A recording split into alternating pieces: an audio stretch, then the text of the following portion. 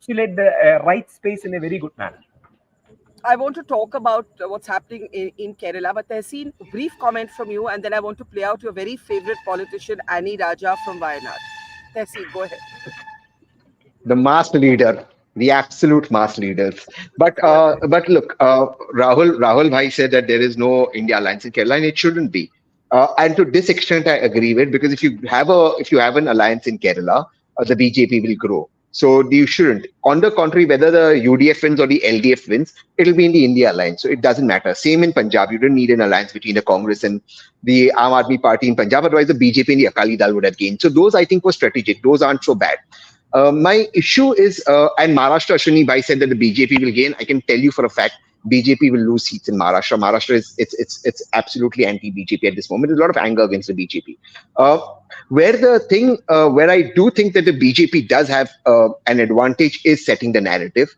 They have managed to set the narrative in the elections. And I told the Congress leadership again, and I had a number of meetings. I said this election should have been 10 years versus 10,000 kilometers. 10 saal versus 10,000 kilometers. The promises of 10 years that were not delivered versus the 10,000 kilometers that Rahul Gandhi saw suffering, and the solutions he can bring.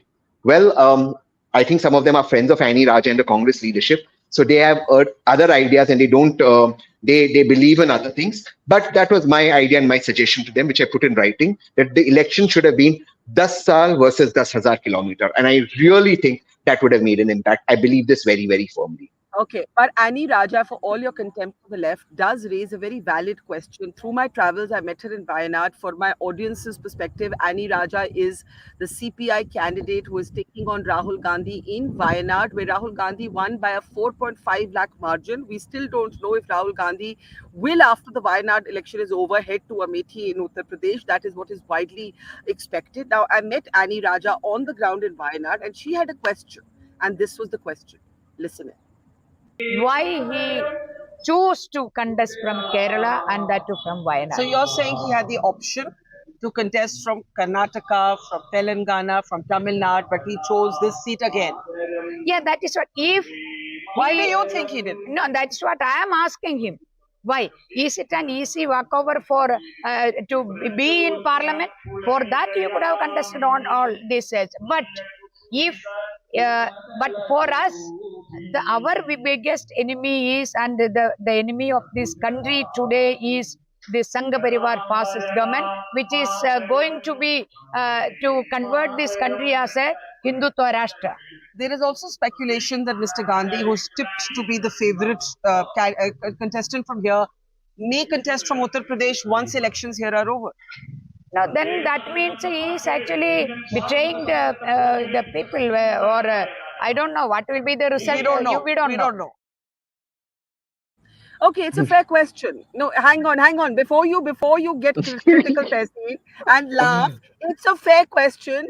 He could have contested from Tamil Nadu. He could have contested from Telangana. This was discussed at India Alliance meetings. These are states where there was an alliance. Why did he have to come to Kerala where there's no alliance between the left and the Congress? It's a fair question, Tehseen. Precisely because there's no alliance. That's why he decided to contest. I'm sorry, my phone's ringing. Precisely because there's no alliance. Okay. Or alliance, why did Miss Annie Raja not go to Uttar Pradesh and contest? Because Miss Annie Raja, in her own interview, to say that it's an easy walkover for Rahul ji, she herself admits. जब आप जानते हो, जब आपका दुश्मन भाजपा है, आप खुद बरका जी को कह रहे हो कि इजी वॉकओवर है राहुल जी के लिए, तो आप काहे बीच में आ रहे हो? आप हटिए ना. आपका दुश्मन भी. She's also saying my enemy is BJP. She's also saying they're doing Hindutva Raj, whatever that they say that they're doing. But if your enemy is BJP, this man is fighting BJP, you are admitting he's walking over you, then why are you standing in between and giving interviews? This is the attitude of the left. This thing, we own everything. You know why people are angry with the left? I'll tell you why I'm angry with this left. This attitude of the left, that we have the right over whatever we want. This aspirational people don't like it. Look, even Prime Minister Modi, he knows he won't win in Tamil Nadu. He's going and doing mehnat there. ये आपको क्यों लगता है आपका अधिकार है केरला में? Because आप लेफ्टी हो, आप केरला में लड़ोगे. ये कौन सा लॉजिक हुआ? ये कोई लॉजिक हुआ? ये कोई तर्क हुआ? Election. What is this? Let me get Rahul to respond. Rahul, you are wanting to come in? Rahul Ishwar? and then a set of last comments after that. Just a quick submission. Okay, Rahul, go ahead. Yeah, just a quick submission. Muslim League is very strong in Kerala and Wayanad too. And Muslim League, trust me, is a very good party. Even the RSS leaders have appreciated Muslim League for their pluralistic stand. And please remember, when Rahul Gandhi comes to Wayanad, it's an opposition for what Nehruji believed, who said Muslim League is a dead horse. A pluralistic, harmonious party like League, it's a victory of League or the Gandhian pluralism framework and a failure of Nehruvian secularism. So let us be honest about it. Rahul Gandhi is coming also looking at the League votes, which is going to be very crucial in that space. So that is the honest answer to what Annie Raja madam asked. Okay, that's a very contentious statement that Rahul went to Wayanad because of the high Muslim population. Ashwini ji, अगर आप इसमें जोड़ना चाहें, and then I need to take last comments. Ashwini Shahi. जी देखिए कितना हास्यास्पद चुनाव हो रहा है। और इंडी अलायंस, फिर भी एक फिल्म आई थी उसमें वो चिट्ठी वाली बात मुझे बार बार याद आती है कि चिट्ठी लिखती है उसकी पत्नी की, भाई वो पड़ोसी की बकरी बीमार है, बाकी सब ठीक है, उसकी दादी गिर गई है, उसका पैर टूट गया, बाकी सब ठीक है। वही स्थिति आज हो रही है। सड़क के किनारे आपके साथ इंटरव्यू देते हुए ये कम्युनिस्ट पार्टी की नेता ये कह रही हैं कि वो इनको यहाँ से नहीं लड़ना चाहिए। उसके पहले भी अभी हमारे तहसीन भाई कह रहे हैं कि नहीं वो तो चाहे हम जीते चाहे वो जीते, बात बराबर है, दोनों इंडी अलायंस के सदस्य हैं वहां। क्या तरीके बताइए, किस तरीके से वहां बैठकर एक दूसरे को, वो कह रहे हैं कि राहुल गांधी वहां एक्सेप्ट नहीं है, मतलब कम्युनिस्टों की सरकार वहां पर है, वो कह रहे हैं कि हम एक्सेप्ट नहीं करते हैं और ये जबरदस्ती चुनाव चलिए लड़ रहे हैं, कोई बात नहीं है, अच्छी बात है। लेकिन अगर गांधी परिवार का जो एक कहा जाता है कि जड़ थी अमेठी और रायबरेली, आज तक हिम्मत नहीं हुई कि एक कैंडिडेट की घोषणा कर दें। वो परिवार यहाँ से हट गया, वो माइग्रेट कर गया, ये माइग्रेशन की चीज है। प्रियंका जी आती हैं यहाँ पर, नारा देती हैं लड़की हूं लड़ सकती हूँ, कांग्रेस के कार्यकर्ता बेचारे जो है ये लगाते हैं पोस्टर और आप जो है उनके सभी भावनाओं को कुचल देते हैं, धूल दूसरित कर देते हैं। हो सकता है अमेठी की जनता आपको खोज रही हो फिर हराने के लिए, रायबरेली की जनता खोज रही हो शायद कि भाई आप आ जाइए तो फिर एक बार अच्छी से विदाई करें, लेकिन आपकी हिम्मत नहीं हो रही है जाने की। क्यों नहीं हो रही है? कांग्रेस जो है ग्रैंड ओल्ड पार्टी है यहाँ की, तो ग्रैंड ओल्ड पार्टी को तो बड़ा दिल दिखाना चाहिए, हारना जीतना। और यहाँ से वहां केरला जाने के बाद उत्तर भारत के लोगों को कहते हैं वहां की समझ नहीं है, ये बयान जो है यहाँ के लोग सबक सिखाते, इसलिए वो नहीं आए हैं यहाँ। और आज की पूरे देश में जो अभी राहुल जी ने कहा कि ब्रांड मोदी का कोई जवाब नहीं है। तहसीन भाई आपने एक नारा दिया है 10 साल बनाम 10,000 किलोमीटर, मैराथन बहुत लोग चलते हैं, क्या उनको भी राष्ट्रपति प्रधानमंत्री एमपी बना देना चाहिए? मोहम्मद की दुकान खोल के 10,000 किलोमीटर चले हैं, वो 10,000 किलोमीटर अच्छी चीज है, 10,000 नहीं चले हैं, 5-6 हजार चले हैं, बाकी वो बस से यात्रा किए हैं, लेकिन 5-6 हजार भी मैराथन में होता है। तो उस मैराथन के खिलाड़ी को राष्ट्रपति प्रधानमंत्री नहीं बनाया जाता है देश का। मोहम्मद की दुकान खोलकर जो चले थे वो शटर डाउन हो चुका है, जनता उनको समझ चुकी है। और एक लाइन और मैं कहना चाहूंगा, इसको थोड़ा सा लाइटर मोड में है कि देखिए चलने वाले श्रमिक जो होते हैं ना, श्रमिक बड़ा काम करते हैं, 17 ईंटा 20 ईंटा सर पे लाद के चढ़ाते हैं, लेकिन उनकी दिहाड़ी होती है कितनी? 500, 700, 1000 रुपए। और एक इंजीनियर बैठकर एसी कमरे में बैठकर और लैपटॉप चलाता है, वो 2 लाख पाता है।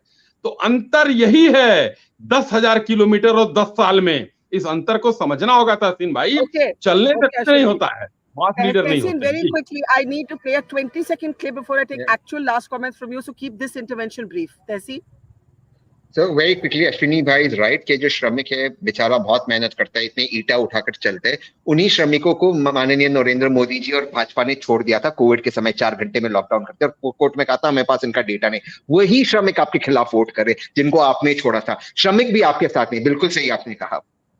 Okay, now in conclusion, one debate that has returned and will return after the results is North versus South. Does such a thing exist? Annamalai told me in his interview, it's nonsense. I speak to the Prime Minister either in English or broken Hindi. He speaks to me the same way. This is a non-issue. But DMK, in fact, DMK's Ganpati Rajkumar, who is standing against Annamalai in Coimbatore, says this about the BJP and the Hindutva in the South. Listen in, and then quick final comments from all of you. BJP doesn't fit into Tamil Nadu. I will explain that. Yeah, Hindutva. We are peace-loving people. That's what we've been telling again and again. We are peace-loving people. we are, we don't like any people even talking aloud. This is a very good city, peace, calm, and very respectable people. Even the language they use is very respectable. BJP doesn't fit. I'll start with Rahul Ishwar. BJP just doesn't fit here. Their Hindutva doesn't fit. They don't fit. Yeah, let me be very responsible with this. Perhaps after Swami Vivekananda, Narendra Modi ji is the first person who proudly and loudly said Tamil is older than Sanskrit. This is one of the most contentious questions of Indian history, and Modi ji has been categorically telling this, and we should be appreciating him for that. That is the honest thing. None in my Brahmin Binya club will accept that, or none in the forward caste community will accept that. Even if you ask them, they will accept that. But Modi ji had the courage to say it, and that shows his statesmanly credibility. So Modi ji votes are there in Tamil Nadu. We don't know whether it will translate on ground for it. So please remember, I'm an Indian from South. I'm a South Indian. I'm an Indian from South. At the end of the day, we are Indians. Mahatma Gandhi sent his own son to Kerala and Tamil Nadu for Hindi Prachara Sabha. So that North versus South shouldn't be there. We North, East, South, West only will have meaning if India is there. So beyond anything, we should have that integration, and that's what even our founding fathers really felt. And one more thing, even the Periyar Ramaswamy Naikar, you'll be surprised to know, after Mahatma Gandhi's death, who was bitterly Gandhi, said we should name India as Gandhi Desham. We should name Sanatana Hindu Dharma as Gandhi religion.